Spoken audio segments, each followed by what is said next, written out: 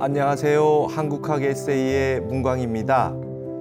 오늘 한국학 에세이 이 시간에는 우리 이제 그 비교 종교학적인 관점에서 우리 종교를 좀 비교를 해보면 좋겠다는 생각을 해봅니다. 지금 전 세계는 interreligious dialogue 이런 표현을 많이 씁니다. 아주 종교 상호 간의 대화 이런 부분들이 이제 활발하게 아마 일어나게 될 것이라고 생각됩니다. 21세기는 이제 전 지구촌이 하나가 되기 위해서는 모든 종교가 서로의 종교를 인정하고 조화와 화합을 이루어서 세계가 종교적인 부분에서 하모니를 이루어야 전 세계에 사는 사람들의 마음이 평온하고 서로 차별하지 않고 그런 그 평등하고 행복한 그런 세상이 될 수 있을 것 같습니다. 그래서 오늘은 이제 우리 불교와 기독교의 문제를 가지고 제가 예전에 불교신문에 썼던 한국학 에세이에 썼던 글을 중심으로 한번 생각을 해보도록 하겠습니다. 이때는 글을 쓸 때 당시가 코로나 19라고 하는 코로나 바이러스 감염증이 전 세계에 확산 사태에 일어났을 때 그때 당시 이제 신천지 교회로 인해 가지고 뭐 갑자기 많이 전파가 되고 이럴 당시에 그때 당시에 아주 시사적인 측면에서 제가 글을 썼다는 것이거든요. 이 글은. 그러니까 여러분들께서 그때의 상황을 한번 상기하시면서 이 글을 읽어주시면 좋겠습니다. 근데 그 내용이 뭐 단순한 내용이 아니라 종교 상호 간의 대화라든지 비교 종교학적인 측면이라든지 한국 사회에서 벌어지고 있는 많은 종교 현상들에 대해서 제가 글을 좀 썼기 때문에 지금 우리가 한국학 에세이 이 시간에 한번 본다고 해도 별로 무리는 없을 것 같아서 한번 소개를 해드리고자 합니다. 제가 썼던 글을 한번 읽어보도록 하겠습니다. 중국에서 시작된 코로나 바이러스 감염증, 코로나19의 확산 사태가 전 세계를 집어삼켰다. 그때 당시의 그 상황이었습니다. 그런 가운데 우리나라에서는 기독교계로부터 이단으로 지목받아 왔던 신천지 교회를 통해 급속도로 감염이 확산되면서 모두의 이목이 이 신흥교단에 집중된 적이 있었다.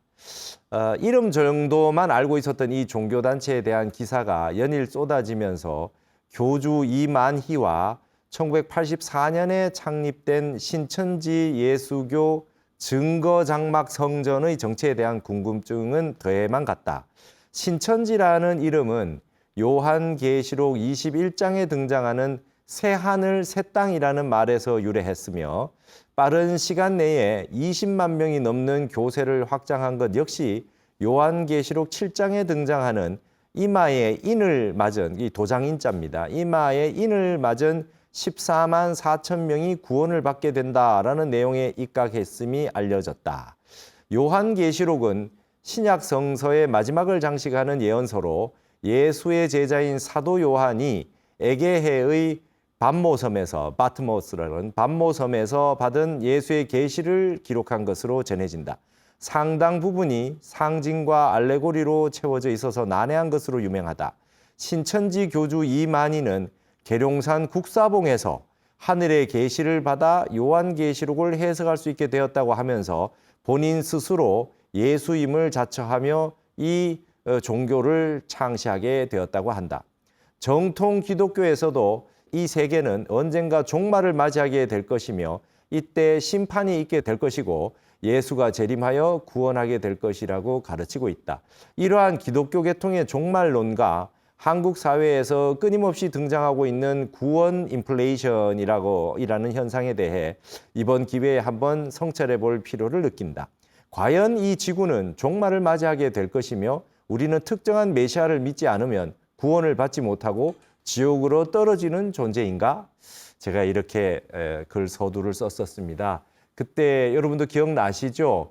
신천지 교회라고 하는 부분이 언론계에 대서특필되면서 그 종교단체는 어떠한 것인지 그리고 이렇게 많은 신도들이 있는지 몰랐으며 그것이 바로 요한계시록에 있는 어떤 특정한 구절들을 통해서 교리가 만들어졌고 이렇게 교세가 확장돼 가지고 이렇게 그 우리 사회에 한 크다란 그 종교 단체가 돼서 있다라고 하는 것이 이제 대서특필되었던 그 시점이었습니다.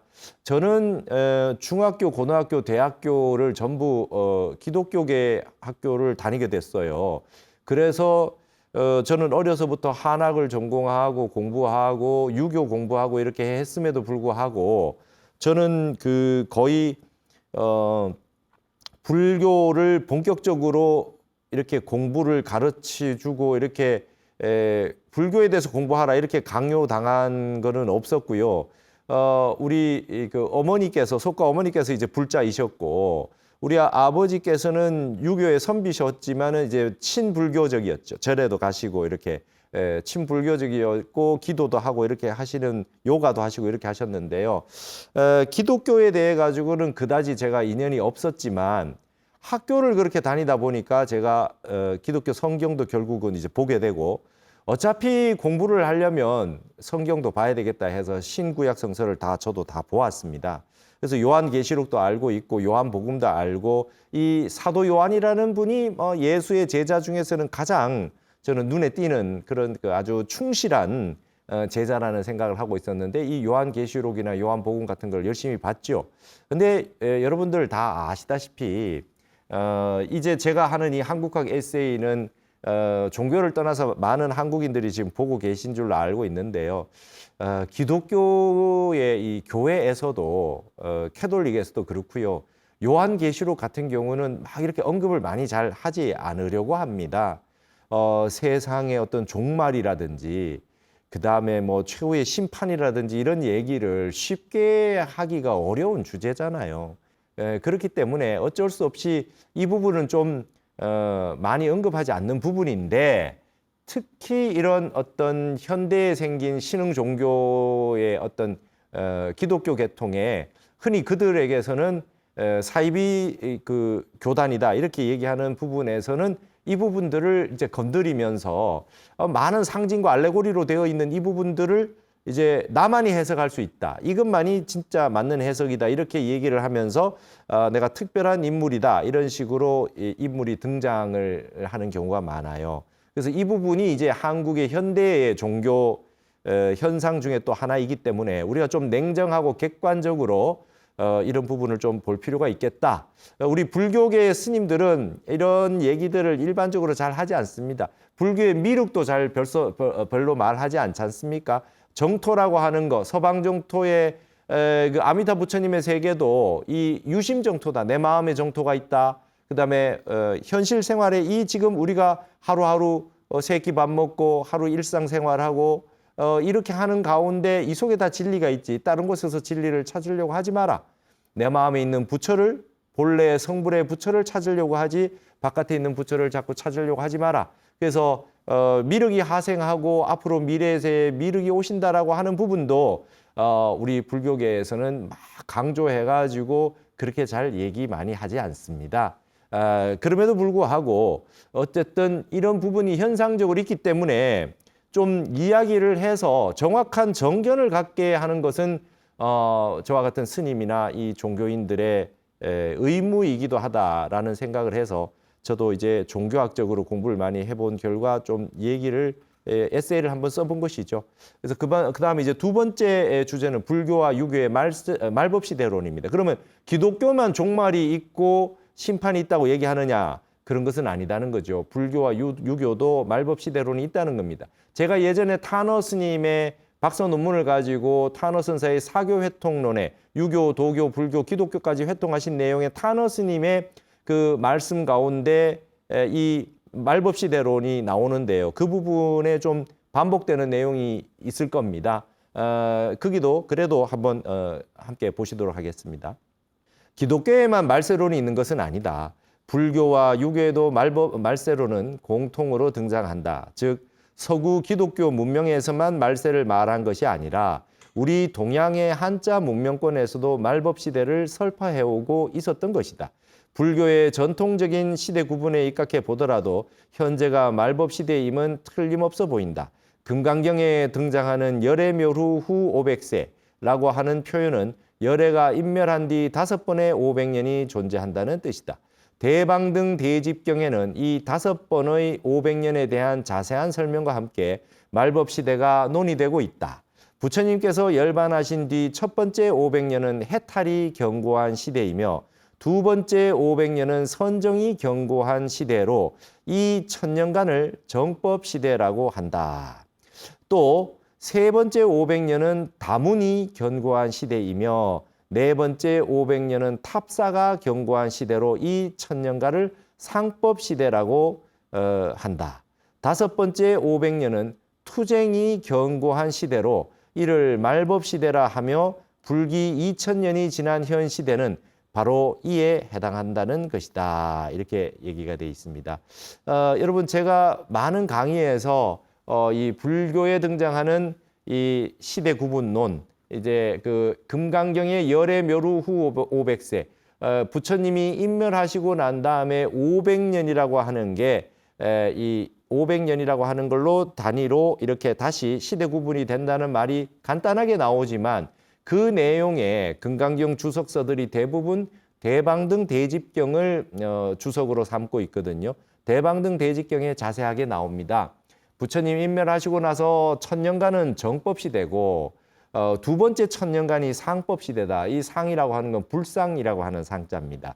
부처님이 처음에 인멸하시고 나서 그 다음에 처음 500년은 부처님 따라서 해탈하시는 분이 많으셨다는 거예요.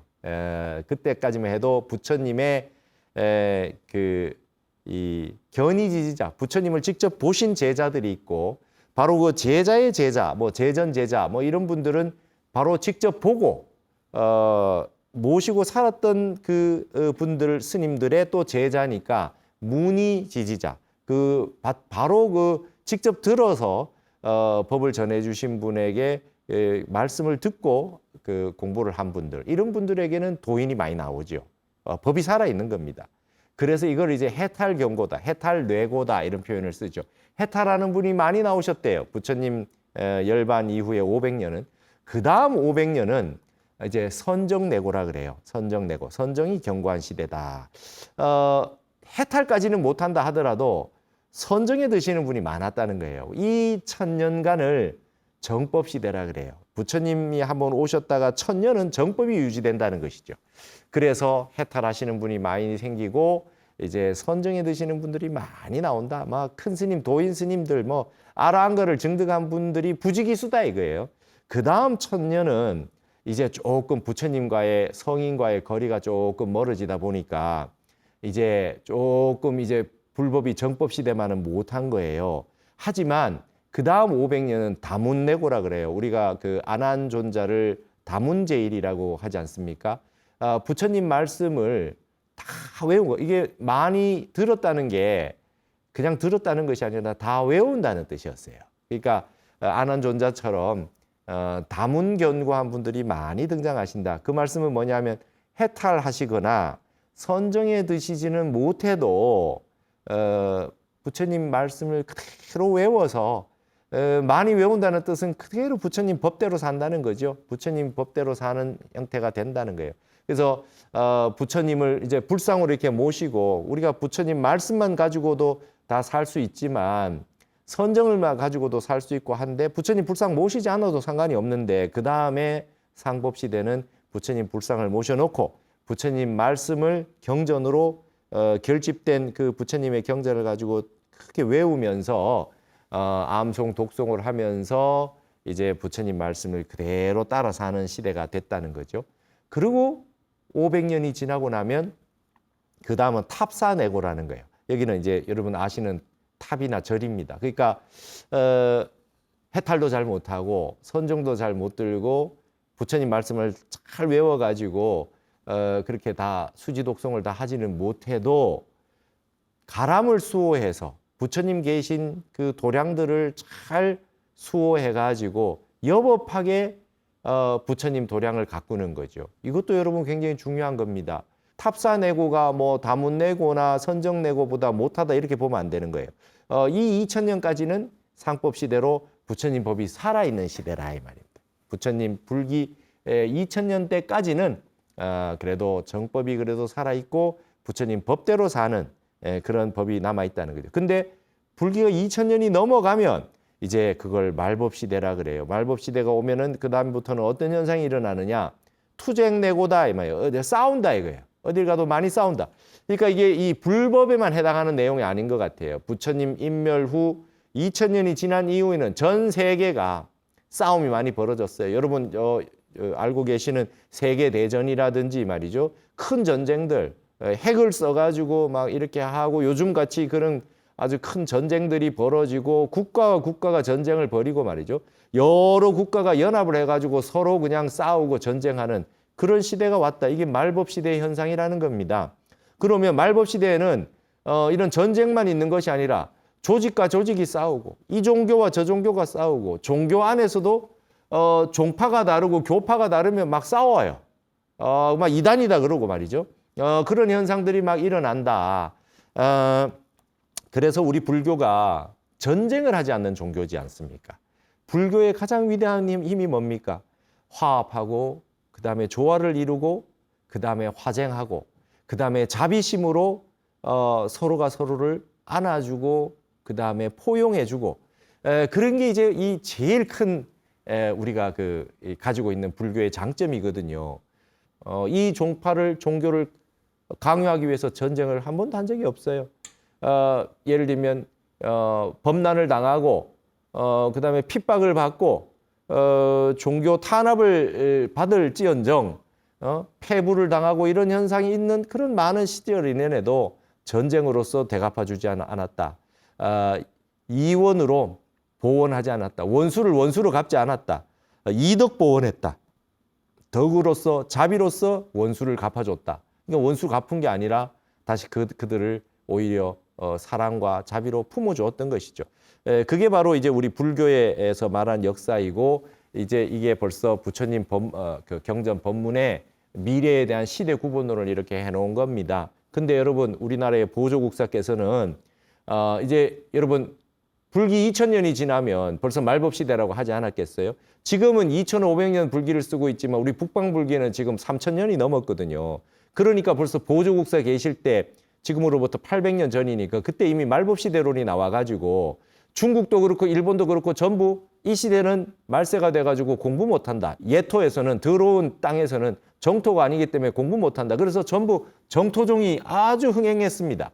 중국이나 일본이나 북방불기 2000년이 지나면 전부 정토 불교가 대세를 이뤘거든요. 근데 우리나라의 보조국사께서는 시대에 말법시대, 정법시대가 있지. 우리 자성에 말법자성, 정법자성이 어디 있느냐. 말법시대에도 우리 불성이 그대로 있는데 정법시대에 이루어졌던 해탈경고, 선정경고 이거 그대로 다 살아있다. 우리 마음이 살아있는 한 그거 못할 일이 없다. 우린 말법시대여도 우리는 정법시대에 수행을 하겠다 해서 보조국사는 참선해라 이렇게 했어요. 정예결사하셨거든요. 그게 우리 한국 불교의 정신입니다. 말법시대가 와도 정법자성이 살아있다. 불성이 살아있다. 그대가 그대로 부처이다. 전쟁을 일으키고 남을 해치는 사람도 알고 보면 구름이 좀 끼어가지고 태양이 바깥으로 드러나지 못할 뿐이지 우리의 자성자리, 우리의 근본 마음자리, 우리의 본래 면목자리는 그대로 다 살아있다.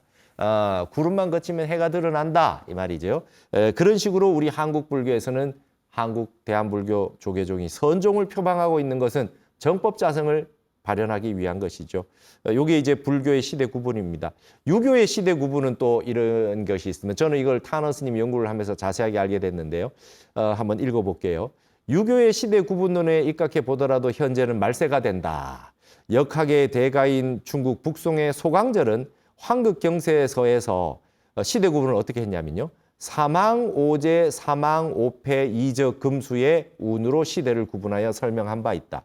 사망이라고 하는 건 천황시, 지황시, 인왕시이며 오제는 복희, 신롱, 환제, 요순이며 우리 연임금, 순임금 들어보셨죠? 그 다음에 사망은 우탕, 문무이며 문왕, 무왕 말이죠. 운임금, 탕임금, 문왕, 무왕이 사망이에요. 오패는 진목공, 진문공, 제황공, 초장왕, 송양왕을 말한다. 이게 패권할 때 패자입니다. 이 사망 오패라 그래요. 그리고 이적운은 한족이 아닌 몽골족이 지배한 원나라와 만주족이 지배한 청나라를 말하는 것이며 청나라 이후부터 지금까지는 금수운의 말법 시대가 된다는 것이다. 여러분 소강절이라는 분은 북송시대 사람입니다. 우리가 알고 있는 성약은 남송시대의 주시라는 분이 만드는 거잖아요. 그것보다 이전 시대, 북송시대에 소강절이 벌써 환극경서에서 이런 얘기를 했어요. 그러니까 소강절이라는 분은 사망오제, 사망오패까지만 시대를 본 사람이에요. 그러면 이적운이 온다, 금수운이 온다 이런 거는 그분이 역학적인 상수역학의 대가이고 역학의 대가인 그가 미래를 다 이렇게 역학적으로 본 것입니다. 이제는 한족이라고 하는 중원에 한족이 아니라 한족이 아닌 이적이 와서 중원을 차지한 시대가 올 것이다. 그것이 바로 이제 몽고 대원제국이라고 했지만 몽고족, 그다음에 청나라는 만주족 이런 형태가 온다 이거예요. 여러분 이게 이제 중국에서는 중화사상이라고 해서 한족 중심으로 해서 그 옆에는 전부 오랑캐라 그러거든요. 그 이적이라고 하고 우린 동이라 그러고 뭐 서융, 남만, 북적 이렇게 얘기를 하는데 근데 이것이 이제 일리가 있는 부분이 하나가 있습니다. 우리나라도 이제 일제의 그 강점기 식민지를 당했는데요. 그 중원에 어떤 그 나라에 살고 있는 그 민족이 아닌 다른 나라 사람들이 그 길을 쳐들어왔을 때는 어떤 현상이 일어나느냐. 아무리 좋은 정책을 펴고 한다 그래도 그 나라의 전통을 무시하고 역사를 무시하고 그다음에 민속을 없애고 원래의 풍물과 있는 그대로의 그 나라 사람이 살고 있는 그 땅에 맞춰서 살고 있는 방식을 없애는 경우가 많겠죠. 여러분 인디안이 살고 있던 곳에 미국인이 들어가서 아무리 좋게 해준다 한들 인디안의 문화는 말살될 수밖에 없는 거 아니겠어요?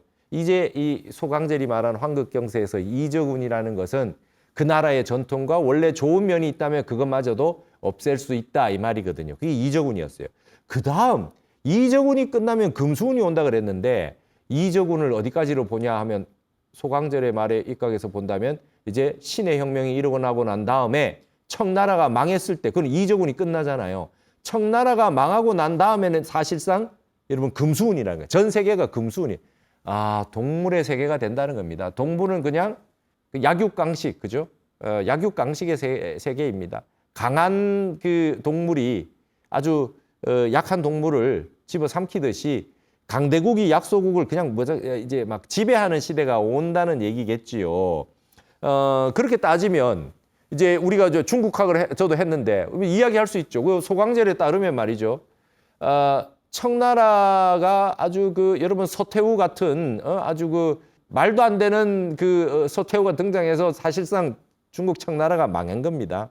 중국 왕조의 멸망에 아주 가장 큰 역할을 한 인물은 서태후 아니겠어요? 예? 중국 청나라 뭐 자랑할 거 없습니다. 마지막에 서태후가 그냥 이 멸망을 초래했다고 볼 수 있죠. 그래서 신의 혁명을 통해서 일어나고 막 난리가 났는데 알고 봤더니 신의 혁명 이후에 중국도 전부 뭐예요? 금수운이라, 금수운. 소강절에 의하면 금수운이에요. 지금까지도 마오쩌둥이 나오고 그 다음에 시진핑이 올 때까지 이 과정도 본인 나라에서 했는 말이 있잖아요. 예. 소강절이 그렇게 얘기해놨지 않습니까? 금수운이다. 중국에 원래 욘임금, 순임금, 뭐 운임금, 탕임금 있고 그때의 공자가 있고 뭐 이런 시절에 비하면 지금 중국은 금수같이 산다. 이거 중국인이 해놓은 말 아니겠어요? 이거 어떻게 반박이 불가하지 않습니까? 이런 중국의 중화민족이라고 하고 화려한 민족을 어떤 그런 역사를 자랑한다고 하지만 시절로 인해서 볼 것 같으면 유교에서도 환극경세에서는 지금 말법시대다. 중국의 한족도 결국 말법시대를 살고 있는데 과연 중국이 정상적인 나라인지 그리고 전 세계에 이 아메리칸 드림처럼 차이니즈 드림 이런 게 있냐 이거예요. 중국 가서 살고 싶냐 이겁니다. 중국 사람들 다 외국 가서 살고 싶어 하는 마음이 있을 정도로 중국이 과연 이 사망오제의 시절이 아니다는 건 분명할 겁니다. 자, 이러한 것이 기독교에만 종말론이 있는 것이 아니라 불교나 유교에도 종말론이 있어요. 그래서 시대가 흘러감에 따라 점점 인간들이 속되고 타락해 왔다는 것인데 이처럼 말세라는 말은 기독교만의 용어가 아니라 불교와 유교에서도 공통된 것이었음을 알 수가 있다. 그래서 제가 이번에 이번 회의 제목을 말세는 있어도 종말은 없다 이겁니다. 이게 이제 타너 스님의 핵심이에요. 타너 스님도 기독교 성경을 말이죠. 서양의 선교사들이 번역한 한문본 성경을 다 외우셨어요. 한문본이 더 좋대요. 지금 우리가 보고 있는 한글본보다. 한문본을 다 보시고 기독교를 다 파악을 하시고 설명을 했어요. 기독교를 다 알고 얘기했다 이 말이죠. 하나의 종교만 알면은 자기 종교도 모르는 것이다 라고 하는 그 막스 뮬러 맞죠? 뮬러가 그런 얘기를 했어요. 종교학자가. 말세관과 종말론 분야에 관해서 한국 불교에서 가장 뛰어났던 인물은 타너 스님이었다. 그는 불교와 유교 그리고 기독교를 회통하면서 말세관이 동서고금에 공통적으로 등장한다고 보았다. 하지만 말세는 있어도 종말은 없다라고 단언했다.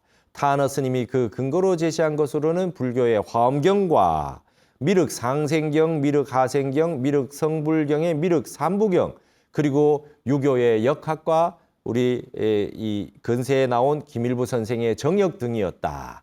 미륵삼부경에 따르면 미륵은 석가세존에게서 당내불로 수기를 받고 도솔천으로 하생하여 일생 보초보살로서 하생의 때를 기다리고 있다.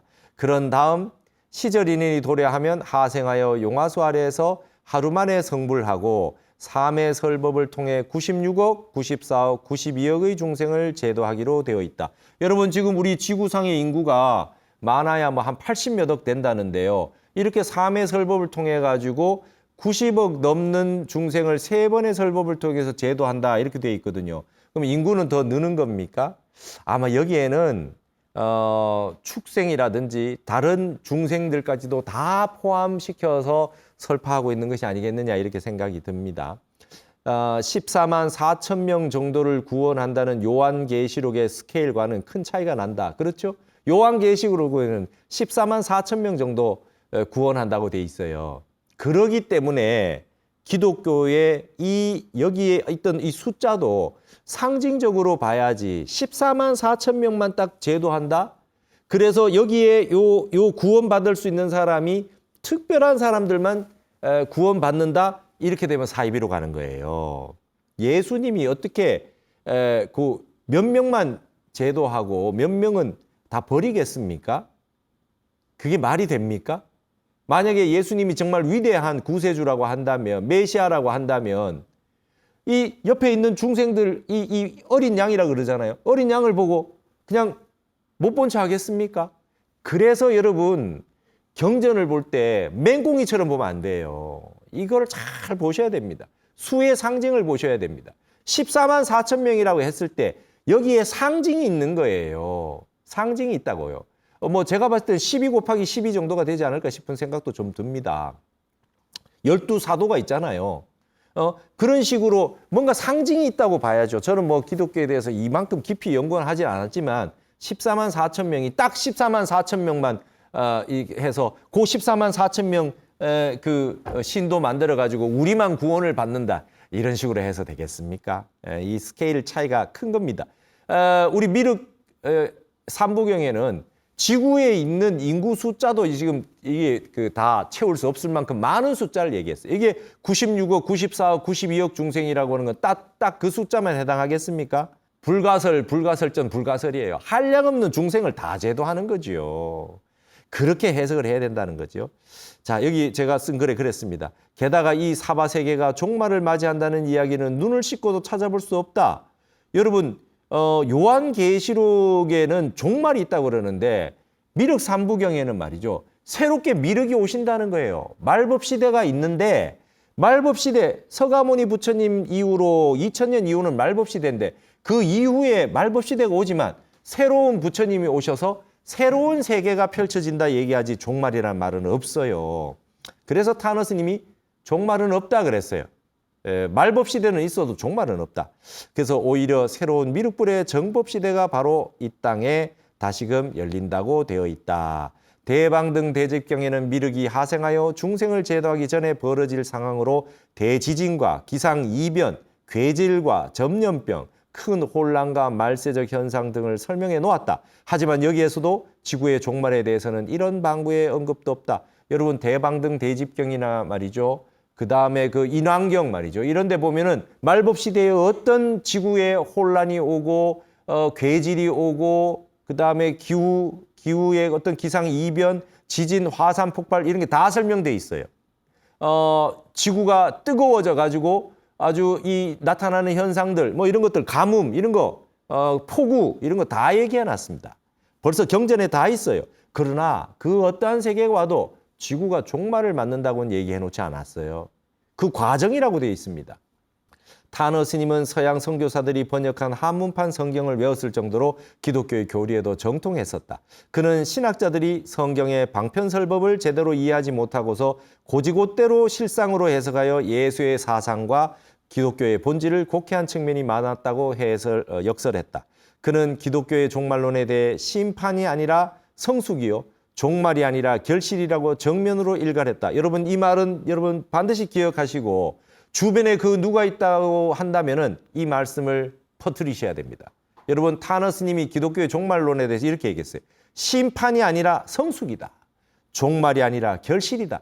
이제 지구는 여름을 지나서 가을로 가고 있다. 성숙된 계절로 가고 있다. 지금 분노와 불기운과 뜨거운 이 열로 달구어진 이 지구가 여름에 와 있다.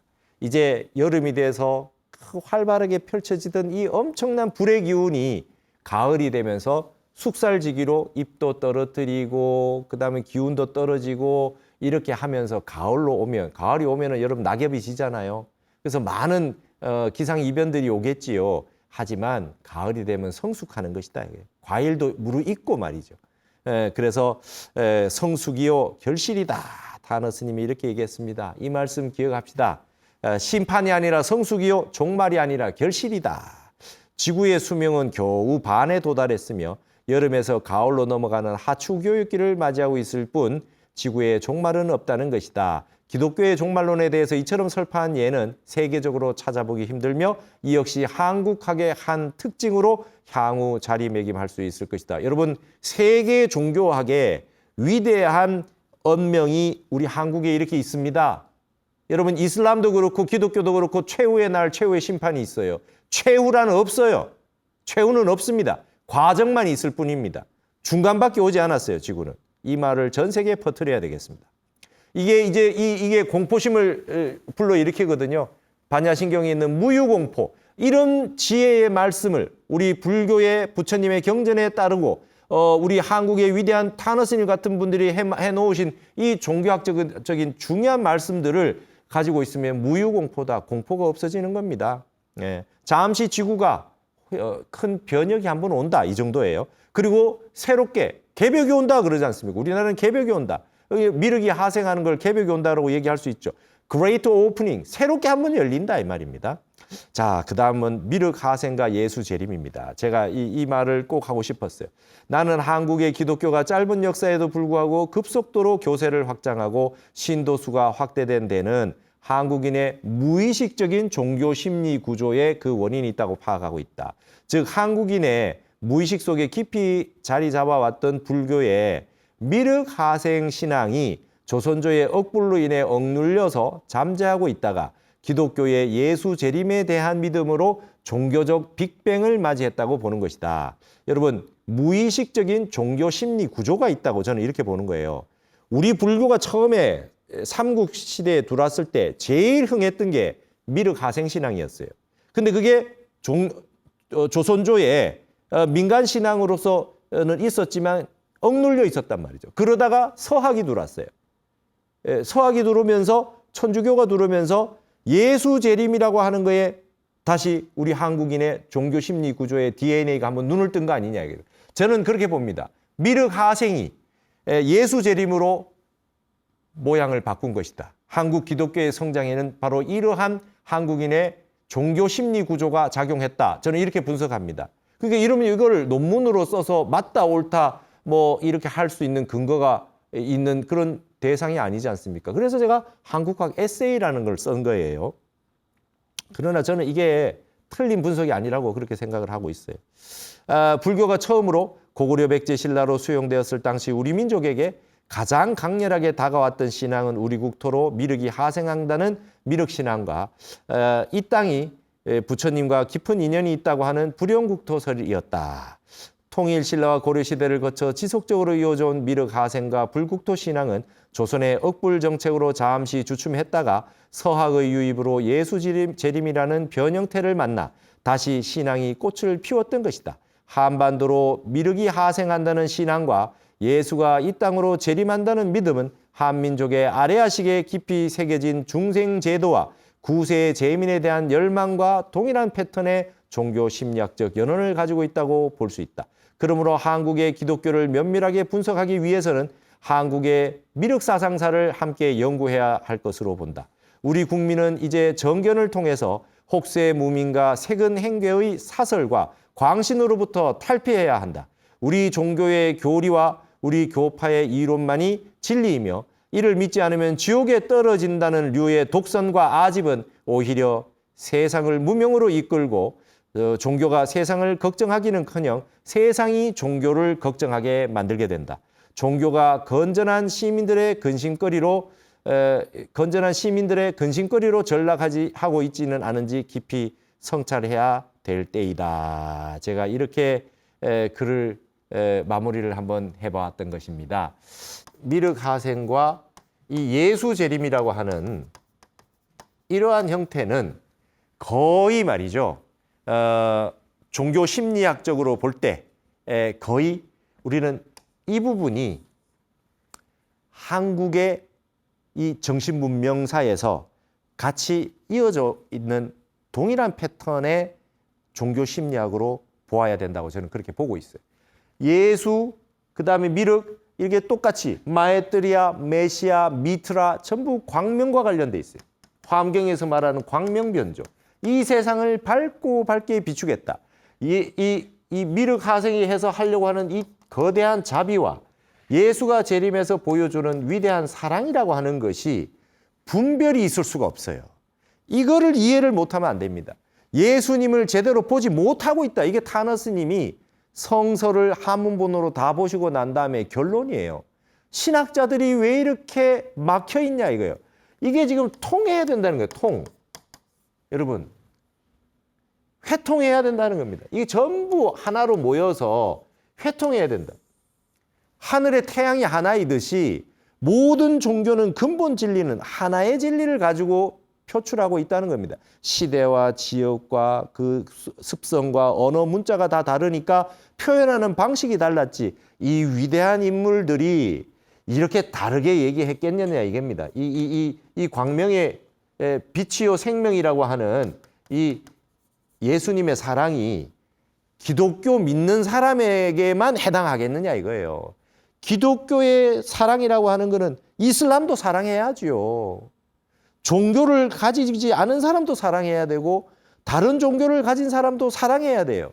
그리고 다른 종교를 가지고 있는 사람에게 거기 가서 그 종교를 믿지 말고 이 종교를 믿어라. 그 종교를 믿으면 사탄이다. 이렇게 얘기해서 되겠습니까? 세상의 모든 성인이 말이죠. 같은 마음을 가지고 있죠. 천하의 무의도요. 천하의 두도가 없어요. 그리고 성인에게 무양심이다. 성인이 무양심이다 말이죠. 이게 여러분 순자 해패편에 있는 말인데 우리나라에 이 조선시대 때 막 정도전이 불시잡변을 쓰고 이러니까 하머 득통스님께서 이 현정론이라는 그래서 이거 조선조 선비에게 던진 말씀이에요. 천하에 두 도가 없고 성인에게 두 마음이 없다. 성인에게 왜 두 마음이 없느냐? 왜 무이심이냐? 일심밖에 없다. 왜 그러냐? 무심입니다. 무심. 성인의 마음은 무심이에요. 성인은 선정에 들어서 무심을 증득한 분들이기 때문에 두 마음이 없어요. 근데 말씀이 나온 게 달라졌을 뿐이에요. 방편설이니까. 시대와 장소와 종교와 사상, 전통 다 다르게 생각하니까 언어가 달라진 겁니다. 미륵하생이나 예수재림이나 천하에 두 도가 없어요. 불교나 기독교나 진리는 하나인 것입니다. 이거를 인정해야 됩니다. 그래야 이제 이 세상이 하나의 세계가 되고요. 기독교와 이슬람의 전쟁도 없어지고 거기에 적극적으로 이 회통할 수 있는 힘을 제공해 주는 건 바로 불교가 될 겁니다. 불교는 종교로 싸우지 않아요. 우리 종교만 옳다고 하지 않아요. 자유를 줍니다. 그래서 요즘 말이죠. 젊은 청년들이 템플스테이도 오고 불교에 관심을 많이 가지고 아유 불교 또 자기들끼리 재밌는 거 한다 이런 농담의 어떤 댓글들이 달리는 이유는 불교가 열려 있다는 거예요. 오픈 시스템이라는 거예요. 열려 있고 마음을 편안하게 해준다는 거고 강요를 하지 않는다는 거예요. 이렇게 자유롭고 창의적인 생각을 해도 아주 너무나 권위적이지 않다. 의외로 권위적이지 않다는 거예요. 이런 부분이 이제 우리가 내 마음을 정진해서 공부를 해가지고 미륵이 하생하건 예수가 재림하건 말이죠. 나는 미륵하고 예수하고 같은 분 같아요. 그리고 관세음보살하고 그다음 성모 마리아하고 이 다른 분 같지가 않아요. 같은 기운을 가지고 있는 이 세상에 두 도가 없다. 설마 다른 분이라 해도 이분들은 도가 다르지 않아요. 그렇게 보여집니다. 그래서 제가 이때는 코로나 때문에 신천지라고 하는 그런 그 종교 단체 때문에 이 글을 썼지만 결국은 그 어떤 종교 단체든지 비판하려고 쓴 게 아닙니다. 다 끌어안아서 지혜와 자비, 사랑과 이 믿음이라고 하는 이 어떤 거대한 종교가 가지고 있는 목적을 우리가 다시 한번 생각해 봐야 된다. 그래서 타너 스님은 무슨 말씀하셨냐면 종교라고 하는 건 말이죠. 자각의 종교거든요. 종교는 자각하기 위한 겁니다. 우리가 가지고 있는 본래 성자로서, 본래 부처로서의 모습을 자각하라는 거예요. 근데 이게 지금 말법 시대가 되면 어떻게 되냐면 종교의 자각이 필요하다 이랬어요. 종교가 자각해야 된다. 종교가 정신 못 차리고 있다. 종교가 세상을 걱정하고 세상의 문제를 해결해 줘야 될 종교가 오히려 세상이 종교를 걱정하고 있어요.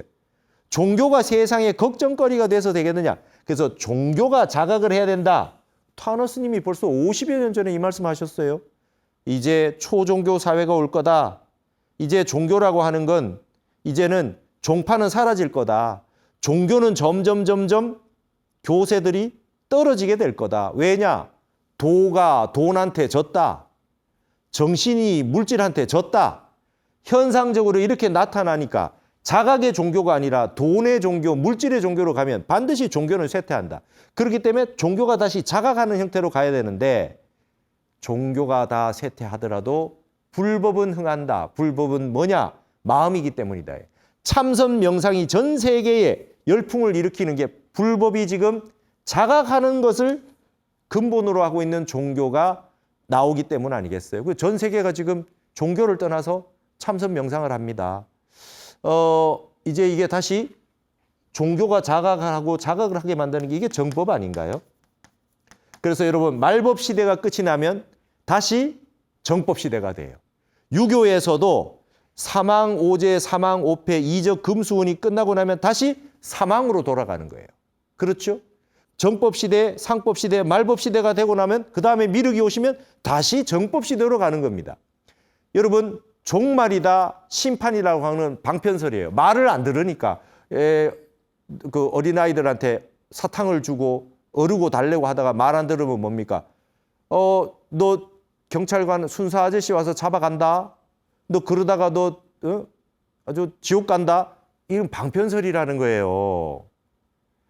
이 지구는 멸망하지 않는답니다. 이제 수명이 반밖에 안 왔대요. 이제 여름이랍니다. 여름이 오니까 분노, 화택, 불로서 심판한다는 말도 그렇게 해석합니다. 타너 스님은. 불기운, 이 뜨거운 광명의 이 빛의 광명의 세계가 아니라 이게 분노와 진심의 세계가 됐어요. 광명은 버려두고 화만 내고 있거든요. 진심의 세계가 됐다 이 말입니다. 여러분 이 좋은 진리의 세계가 우리 한국의 정신 문명에 이렇게 있습니다. 우리나라가 얼마나 위대한 전 세계의 정신의 중심이 될 수 있는지 종교 파트에서도 이제 그죠? K 부디즘이라고 하는 형태가 나올 수 있어요. 기독교도 마찬가지라고 봅니다. 그래서 K 릴리전, 한국의 종교라고 하는 게 전 세계에 아주 모범이 되고 아주 좋은 역할을 할 수 있는 한국적 신학도 등장하고 이렇게 회통할 수 있는 기독교의 훌륭한 인물들도 많으셨어요. 캐톨릭이나. 그래서 좋은 측면으로 다 회통이 되면 여기 있는 사상을 다 못 받아들일 분들이 아니란 말이죠. 우리 한국인들은 이걸 다 수용할 수 있어요. 그래서 전 세계에 모범이 되어서 세계에 좋은 영향력을 줄 수 있는, 선한 영향력을 줄 수 있는 한국의 정신 문명, 우리 시대에 꼭 필요한 이 부분이 바로 한국학이고 한류학이 될 수가 있겠다, 이런 생각을 해보았습니다. 오늘은 말세는 있어도 종말은 없다라는 그 제목으로 요한계시록부터 시작해서 말법론을 쭉 한번 봤고, 타너스님 얘기를 중심으로 해서 비교 종교학적으로 우리의 종교의 근본에 대해서 한번 생각해 보았습니다. 자각하는 것입니다. 내가 누군지, 진리가 무엇인지 수행하고 정진하고 참선하는 이러한 시대로 다시 돌아가야 되겠다라는 생각을 하면서 오늘 한국학 에세이는 여기서 모두 마치도록 하겠습니다. 감사합니다.